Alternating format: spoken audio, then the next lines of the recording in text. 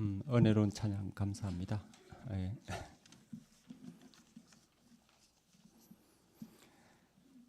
오늘 제가 전할 말씀의 제목은 내가 돌아올 때까지 장사하라입니다. 요절 말씀은 누가복음 19장 13절입니다. 다 같이 읽겠습니다. 시작.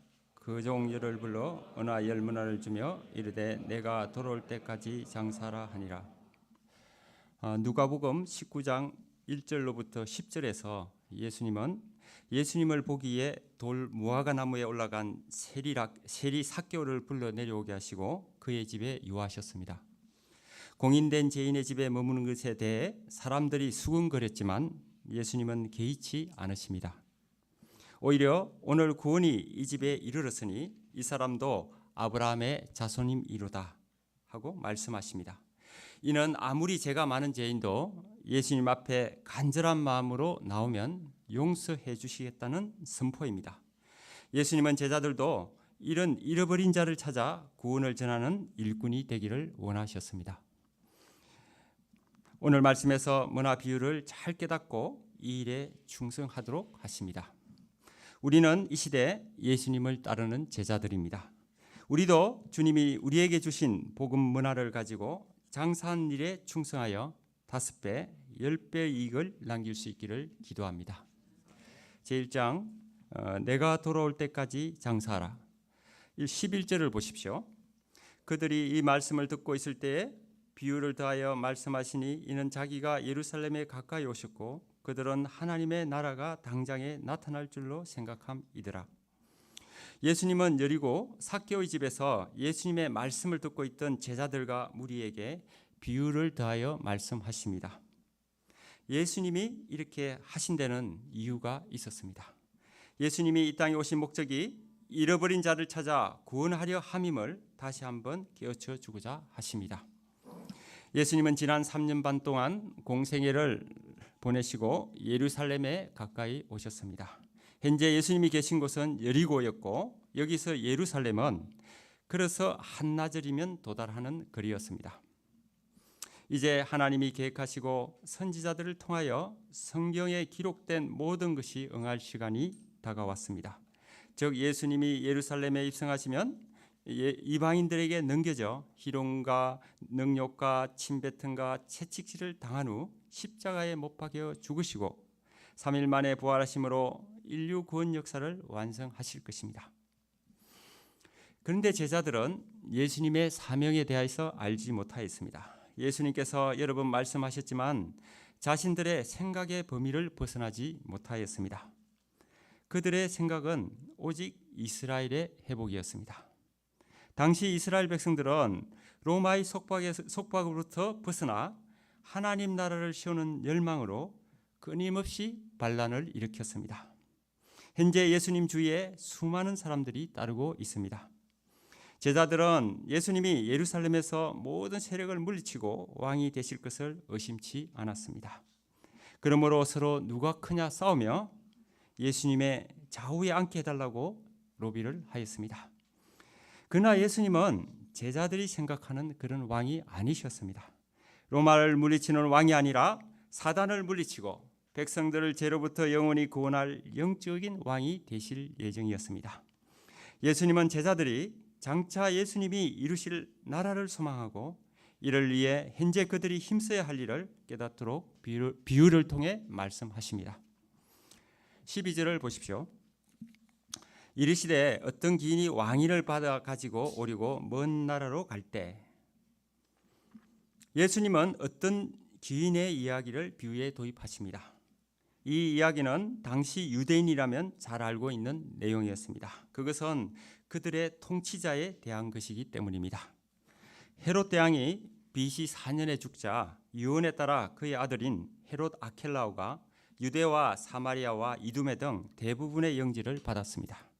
그가 통치자가 되고 첫 유월절에 성전 중심으로 반란이 일어난데 그는 군대를 보내어 수천 명을 학살하였습니다.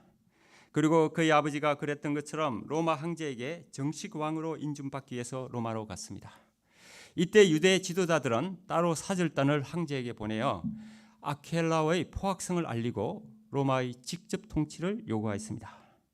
그 로마 황제는 이런 이유로 아켈라오에게 왕 대신 민족의 지도자란 칭호를 주며 그가 선정을 베풀면 왕으로 세울 것을 약속하였습니다. 그러나 그는 폭정으로 말미암아 결국 AD 6년에 폐위를 당하였습니다. 이런 역사적 사건이 있었기 때문에 당시 사람들은 예수님의 비유의 배경 말씀을 잘 이해하였습니다. 예수님은 기인이 왕위를 받아가지고 오리고 먼 나라로 가는 내용을 통해 자신이 십자가에 돌아가시고 부활 승천하셨다가 때가 되면 큰 권세를 가지고 심판주로 다시 오실 것을 나타내고자 하셨습니다. 당장에 이 땅에서 이스라엘 왕국을 원하는 그 시대 사람들에게 장차 이루어질 하나님 나라를 바라보도록 하신 것입니다. 13절을 보십시오. 그 종 열을 불러 은하 10문화를 주며 이르되 내가 돌아올 때까지 장사하라 하니라. 기인이 왕권을 받아서 다시 돌아올 때까지는 수개월이 걸릴 것입니다. 주인은 종들 중에서 열을 불러서 각각 은하 한 문화씩 주며 그동안 종들이 스스로 장사하도록 하였습니다. 문화는 헬라 화폐 단위로 한 문화는 100데나리온에 해당하였습니다. 한 데나리온은 당시 노동자 하루 품삯이므로 한 문화 즉 100데나리온은 오늘날로 환산하면 1,000만 원에서 한 1,500만 원 정도입니다. 이 정도의 돈은 제대로 장사하기에 적은 금액입니다. 당시 상인은 수입 향신료, 보석, 수공예품을 통해 큰 돈을 벌었는데 한 문화의 돈으로는 그런 물품을 취급할 수 없고 시장 한 구석에 작은 공간을 세내어 올리브나 과일 장사 정도 할 수 있었을 것으로 추정이 됩니다. 그런 상황에서 이익을 남기려면 정말 성실과 열심을 다해야 합니다. 여기서 생각해 볼 것이 있는데 그것은 부름을 받은 종들입니다. 종은 헬라어로 둘로스라고 하며 주인에게 복종하는 노예라는 의미를 가지고 있습니다. 그들은 일시적으로 고용된 품꾼이 아니었습니다. 그러므로 종은 주인의 처분에 전적으로 복종하며 그 뜻을 좇아야 하는 존재입니다. 일이 잘 되어도 그 영광은 주인이 가져가며 못 되어도 그 책임 역시 주인이 집니다. 그러므로 종은 일의 성사 여부에 관계없이 걱정하지 말고 그냥 최선을 다하여 주어진 여건에 묵묵히 일만 하면 됩니다. 기인이 왕위를 받기 위해서 갈 만큼 권력자임을 생각할 때 그의 집에는 부름을 받은 종들 외에 수십에서 수백 명의 종이 있었을 것입니다. 그러므로 그 중에 뽑힌 10명은 주인으로부터 인정받는 엘리트 종들입니다. 그러면 이들이 무엇을 기준으로 선택되었을까요? 오늘 말씀의 나중에 기인이 많은 이익을 남긴 종을 크게 칭찬한 것을 볼 때 장사를 잘하는 기준으로 뽑았다고 볼 수 있습니다. 그런데 주인은 종들에게 각자 한 문화씩 주며 장사하라고 하였습니다. 엄청난 부자인 주인이 일반 백성이 보기에도 부족한 돈으로 장사하라고 하니 이해하기 어려운 명령이었습니다. 세상 물정을 몰라도 너무 오른다고 불평이 나올 수 있는 상황이었습니다. 또 주인은 내가 돌아올 때까지 하라고 합니다. 이는 시간이 좀 걸린다는 의미였습니다. 일이 잘 되면 몇 개월 안에 돌아올 것이지만 문제가 생겨 억류라도 되면 몇 년이 걸릴 수 있었습니다.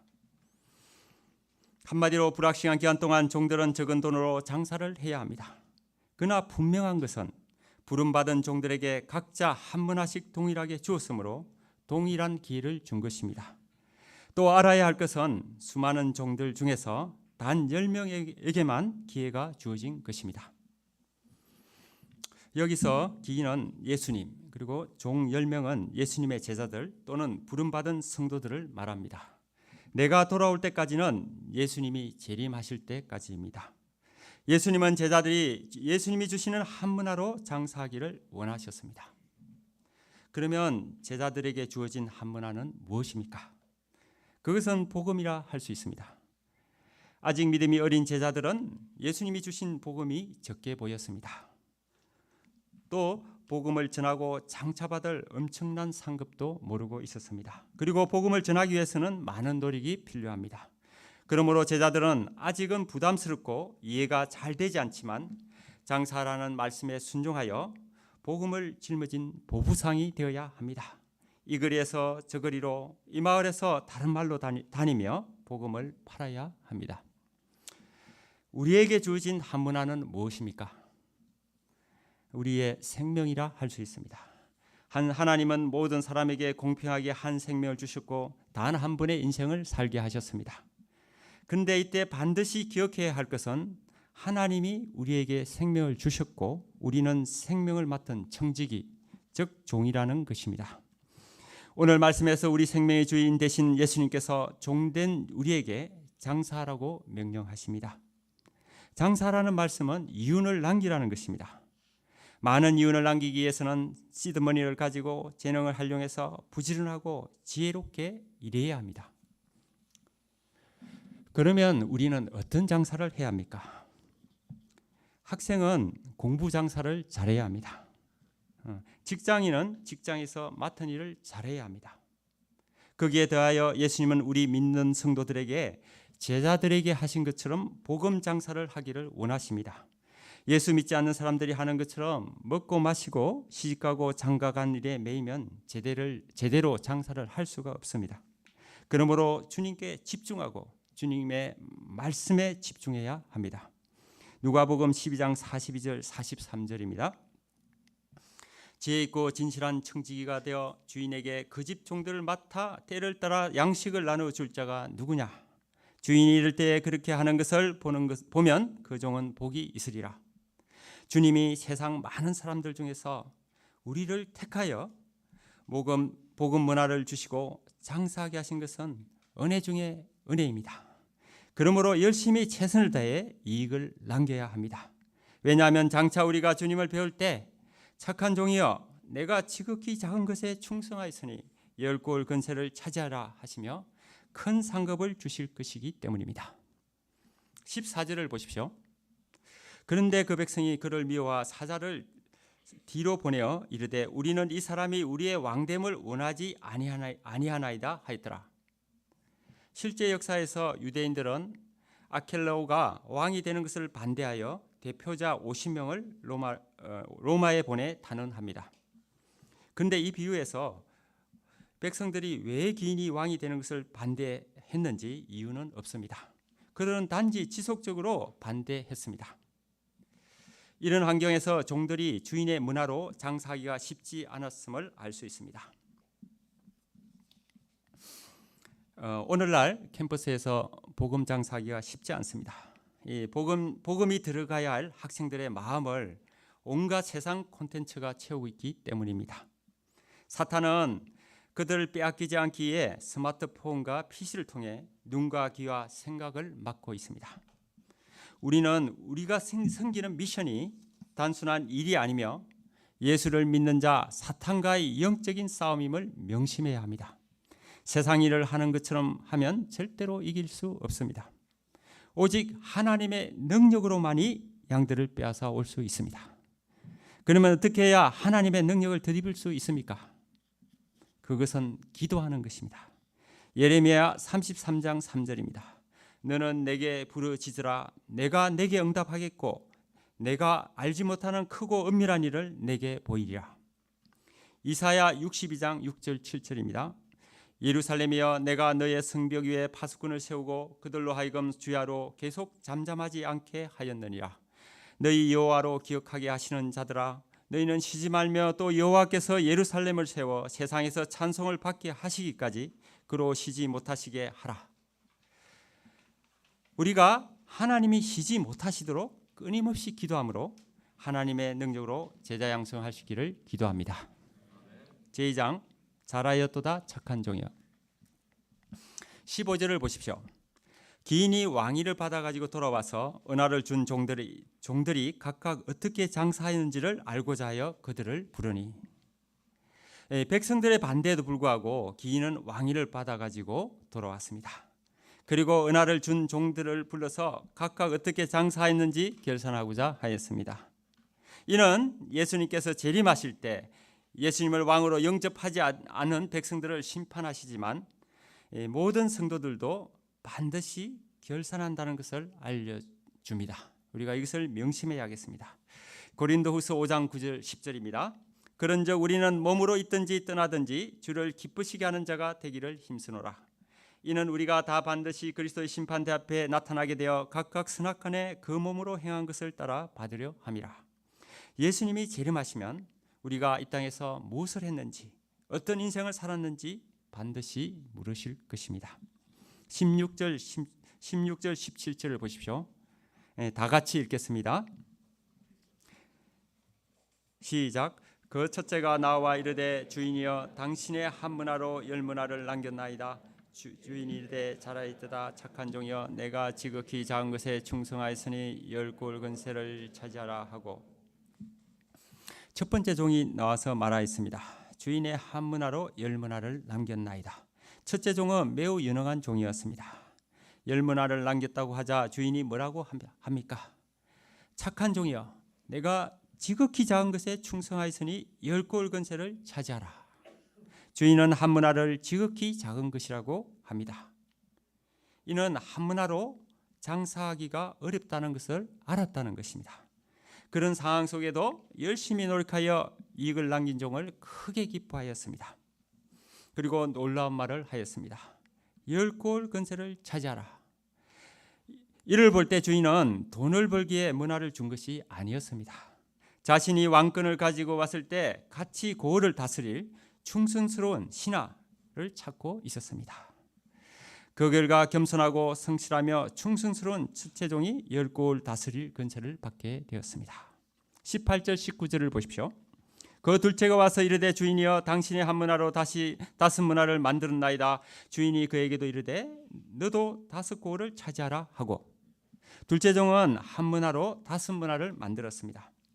첫째 종만큼 이윤을 남기지는 못했지만 그도 한 문화를 가지고 열심히 장사를 하였습니다. 주인은 둘째 종을 첫째 종과 비교하면서 왜 더 많은 이익을 남기지 못했느냐 하지 않으십니다. 그가 이익을 남긴 대로 다섯 고을을 차지하는 권세를 주었습니다. 그러면 첫째 종과 둘째 종이 이윤을 남길 수 있었던 비결은 무엇입니까? 첫째로 이들은 주인과의 관계성이 좋았습니다. 그들은 착한 종으로서 주인을 신뢰하고 사랑하며 어찌하든지 기쁘게 하고자 하였습니다. 주인이 왕이 되기를 바랐고 또 믿었습니다. 그러므로 주인이 언제 돌아올지 모르지만 반드시 올 것을 믿고 변함없이 기다리며 주인에게 많은 유익을 남기고자 하였습니다.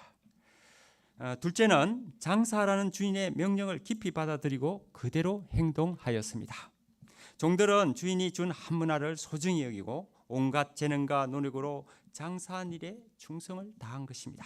주인은 이런 종들을 지극히 작은 것에 충성하였다고 칭찬하였습니다. 충성되다는 것은 신실하다, 진실하다, 믿을만하다는 뜻입니다. 저 사람에게 무엇을 맡겨도 안심이 돼 하고 인정을 받는 사람이 충성된 사람입니다. 사명을 맡은 종들에게 충성만큼 중요한 덕목은 없습니다. 하나님이 인정하시는 사람은 능력이 많은 사람보다 충성이 많은 사람입니다. 충성된 사람입니다. 고린도전서 4장 2절입니다. 맡은 자에게 구할 것은 충성이니라. 요셉은 보디발의 집에서 노예 생활을 할 때도 충성했고 감옥에 갇혔을 때도 충성했으며 애굽의 총리가 되었을 때도 충성하였습니다. 모세는 하나님의 온 집에 종으로 신실하였습니다. 바울은 디모데에게 충성된 자에게 부탁하라고 당부합니다. 우리가 하나님께 인정받는 종이 되려면 작은 일에 먼저 충성해야 합니다. 주어진 일을 하찮게 여기지 않고 마음을 들여서 감당해야 합니다. 말씀 공부를 소중히 여기고 한 팀의 일대를 최선을 다해 준비하고 섬겨야 합니다. 그러면 한 팀이 두 팀이 되고 두 팀이 네 팀이 될 것입니다.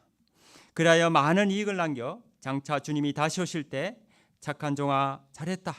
내가 이 작은 일을 믿음직스럽게 해냈으니 내가 너를 열 고을을 다스릴 자로 삼겠다 하는 칭찬과 큰 상을 받는 자들이 되어야 하겠습니다.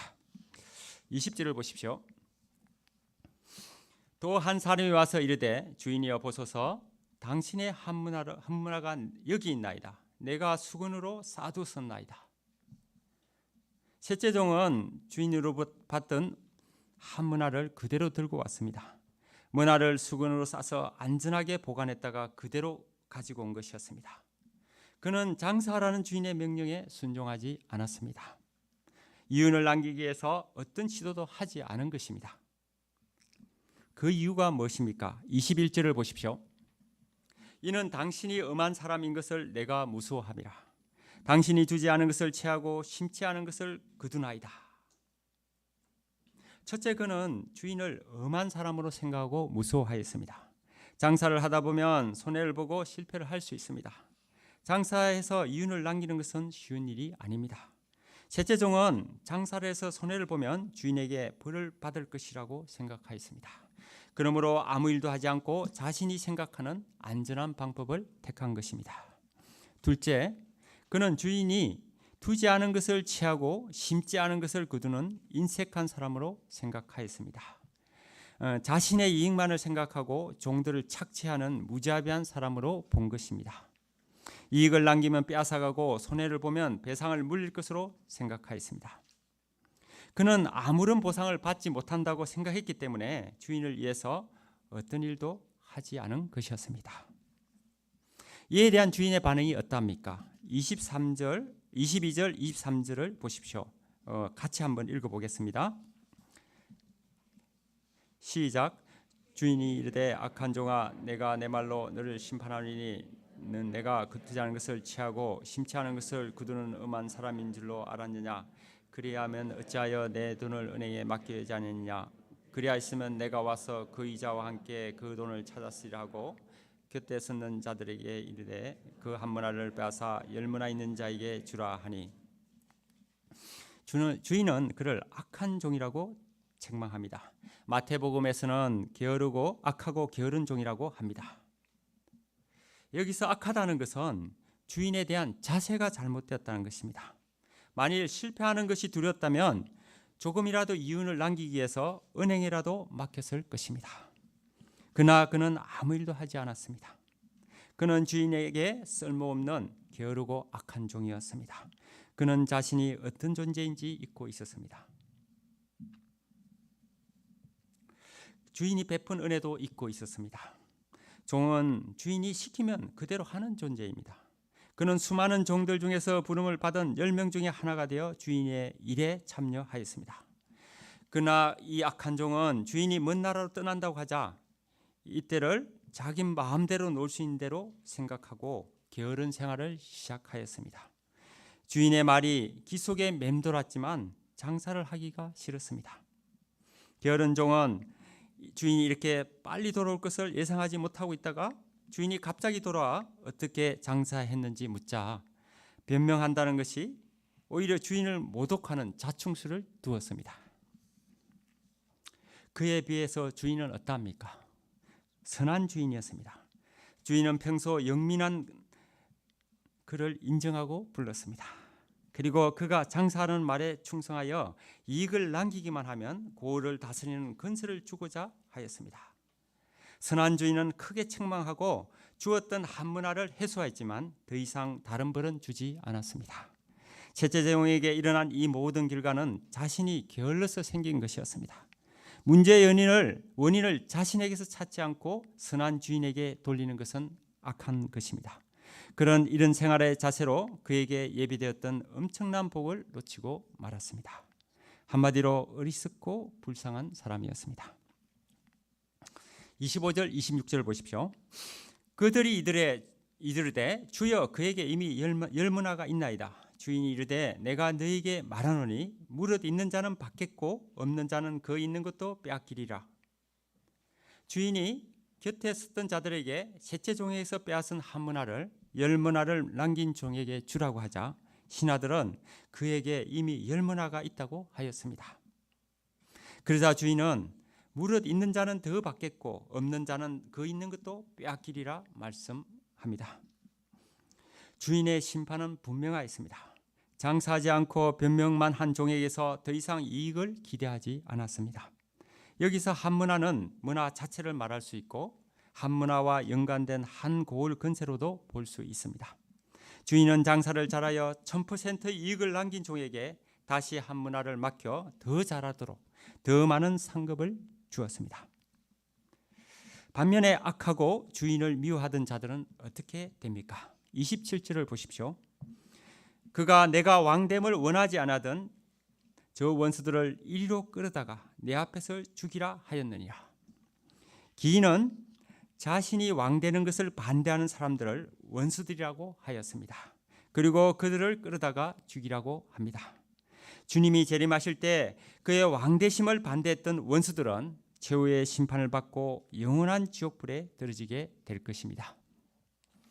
과거 학생 시절 저는 가난한 집안의 장남으로 실패하는 인생을 살아서는 안 되는 상한 갈 때 꺼져가는 심지와 같은 상태였습니다. 주님은 당시 가능성이 많았던 156명의 동기들 중 저와 사가랴 목사님을 불러주시고 오늘 여기까지 오게 하셨습니다. 그동안 많은 기쁨, 때로는 말 못할 어려움이 있었지만 어느 가스펠의 가사처럼 누려왔던 모든 것들, 지나왔던 모든 시간이 은혜입니다. 제가 이 은혜를 감당하기 위해 한 가지 일, 기도에 충성했을 때 주님은 놀랍게 복을 주셨습니다. 먼저는 어떤 일에도 낙심하지 않고 기도로 구하게 하셨습니다. 저와 저희 집안에 말씀이 끊이지 않게 하셨습니다. 처음에는 새벽 일요일 양식을 감당하다가 이제는 말씀 강사가 되었습니다. 자녀들이 주님의 제자로 살게 하시고 장래 문제도 각자에게 맞게 인도하셨습니다. 인본주의자였던 제가 오늘 여기까지 온 것은 오직 하나님의 역사하심입니다. 오늘 말씀을 통해 주님은 저에게도 복음 장사를 하도록 하십니다. 저에게 있는 주님이 주신 문화가 무엇입니까? 그것은 남은 인생과 시간과 물질입니다. 제가 제자 양성을 잘하지 못한다는 생각 때문에 오늘 말씀의 셋째 종과 같이 수군에 싸두고 있었습니다. 제가 이제는 복음 장사를 위해 열심히 문화를 드리는 인생을 살기를 기도합니다. 결론입니다. 주님은 이 시대 수많은 사람들 중에서 우리를 택하여 부르셨습니다. 오늘 말씀에 10배, 5배의 이윤을 남긴 종들과 같이 성실하고 충성스럽게 주의를 감당하여 장차 우리를 위하여 준비된 큰 복을 받기를 기도합니다.